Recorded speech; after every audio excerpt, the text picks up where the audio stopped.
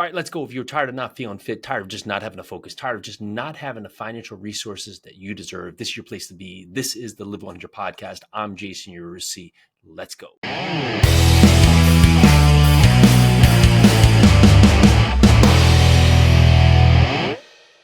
Today, I want to talk about just how to pass on the right agenda to your children. So I've come up with a series of thoughts, just random thoughts about some things that I would pass on to my kids, right? And first is the through line of kindness.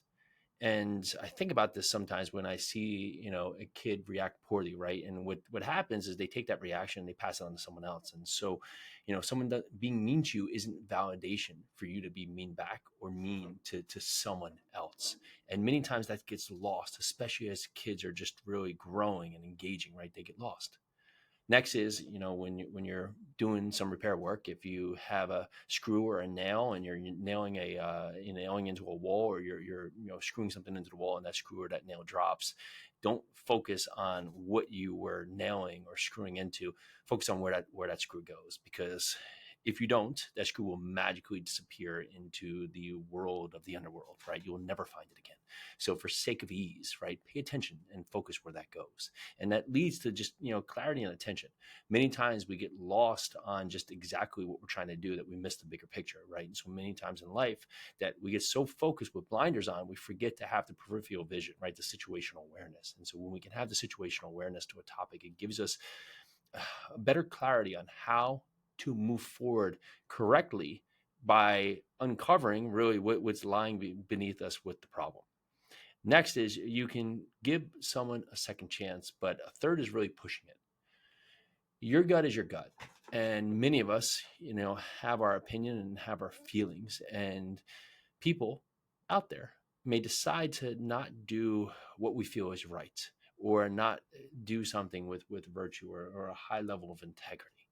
And there can be mishaps. We're making thousands of decisions a day. We're having thousands of thoughts over the course of a few hours, and we may say something that is not the greatest. We might do something that's not the best.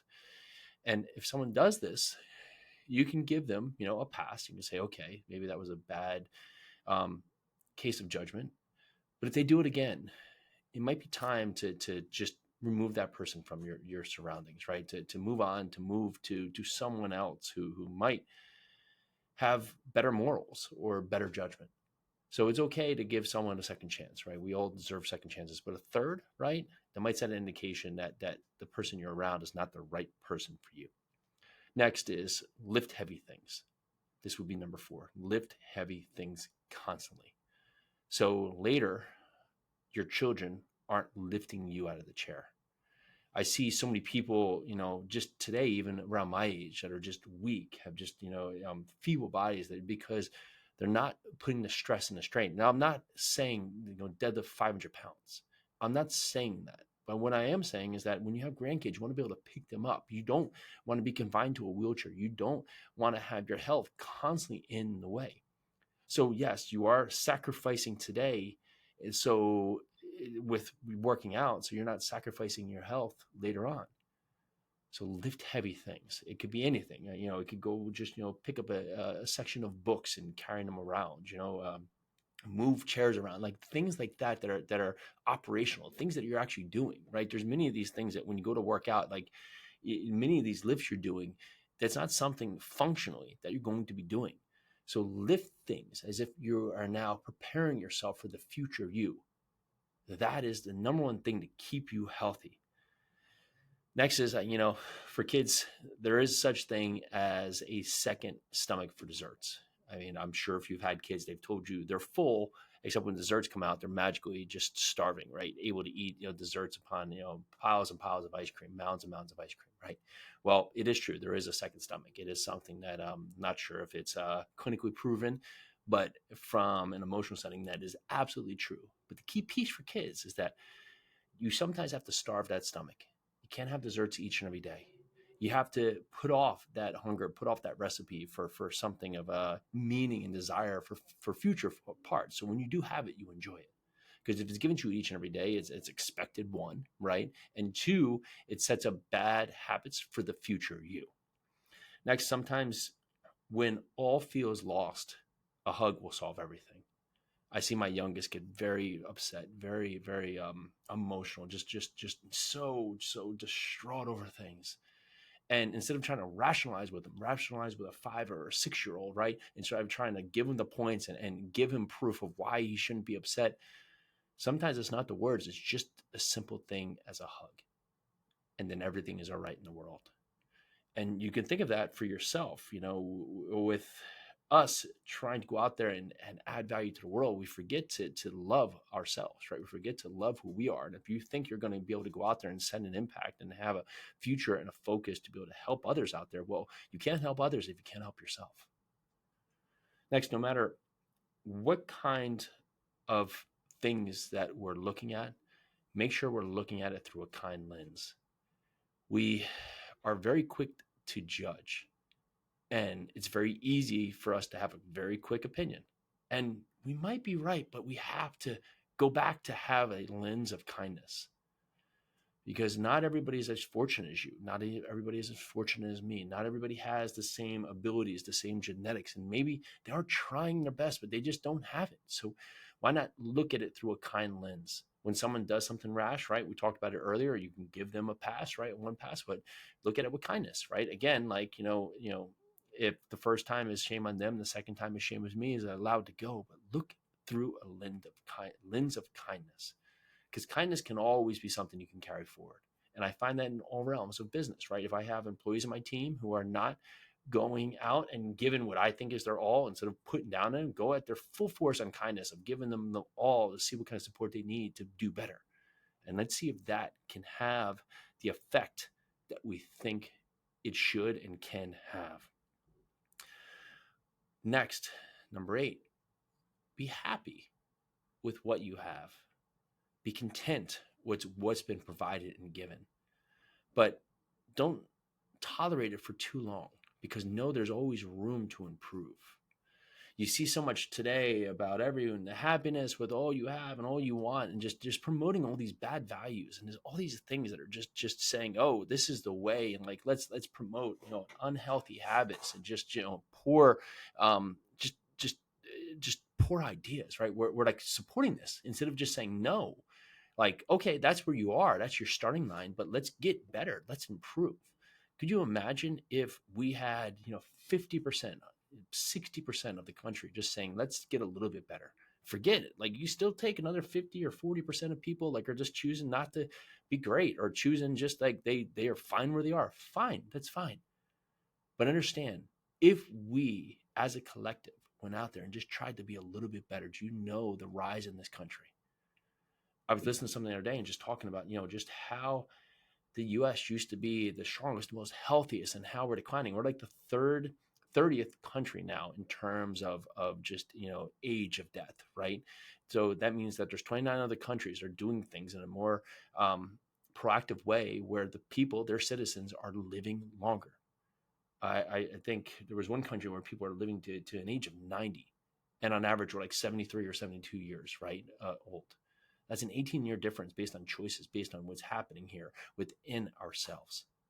So ask yourself, if you're doing okay, that's fine, but what is it that you can improve on and continue to carry forward?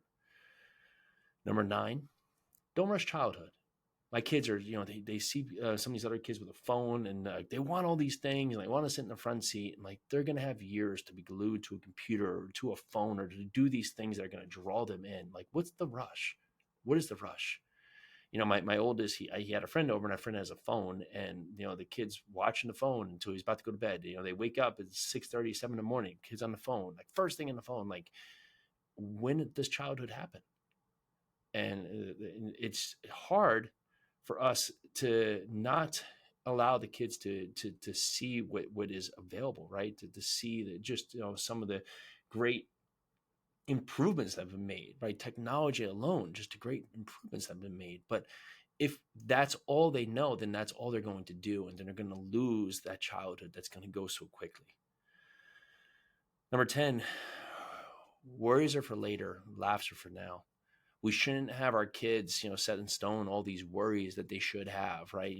My daughter, someone started talking to her about calories. I mean, she's going to turn 8 years old, She doesn't have to worry about calories. Like she asked, like, oh, well, that had only so many calories, like as if, it was something that she's watching her diet at 8. She has no need to have any knowledge of worry over something so simple. And in terms of her life and how active she is, she could eat 10 bags of the thing and she'll be fine. So make sure that the kid's life right now is built on laughter and not worries. Your worries should not become their worries. So if you're worried about money, or worried about your health, or worried about other levels of things at work, or fill in the blank, that is part of your life, but it's not something that you have to put upon them as well. Number 11, if you want screen time, you have to read first. So yes, it is something that kids will have, just like we were watching TV and watching Saturday night cartoons. Like kids have their iPads, so they have screens. They can go on screens, but they have to put into their mind positivity through reading. And we don't want reading to be a chore. We want reading to be an exploration, something they can go discover, something they can go learn, something they can go, have with to expand on their imagination. It's something that is important for kids. So make sure they're learning through reading first. And then, sure, they can have some screen time, but they go hand in hand. One is not without the other. Next, it's easier to learn and try new things now as a child than it is as an adult. Ask yourself, when's the last time you tried something new?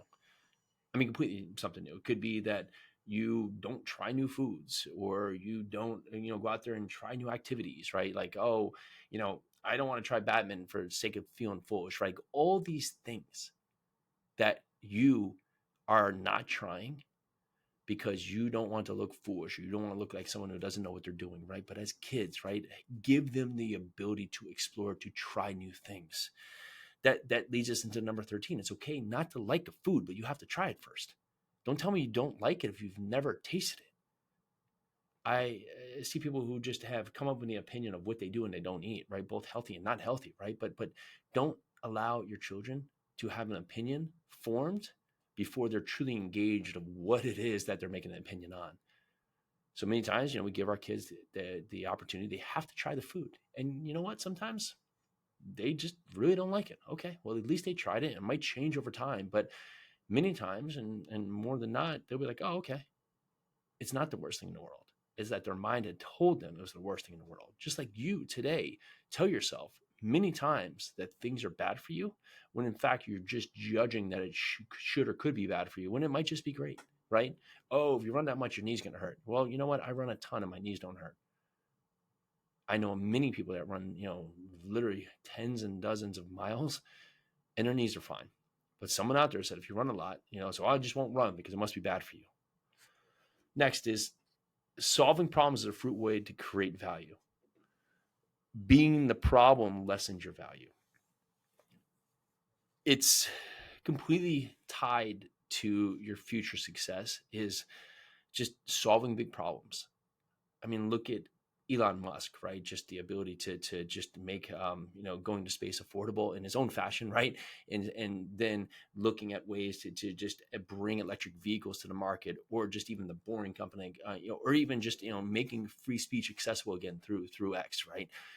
Solving problems that are proactive and productive create massive value in yourself and massive value of how you're seen out into the world. But, and I reiterate, if you are the problem, you're constantly lessening your value out there into the world. So see problems as opportunities, but know not to be the problem.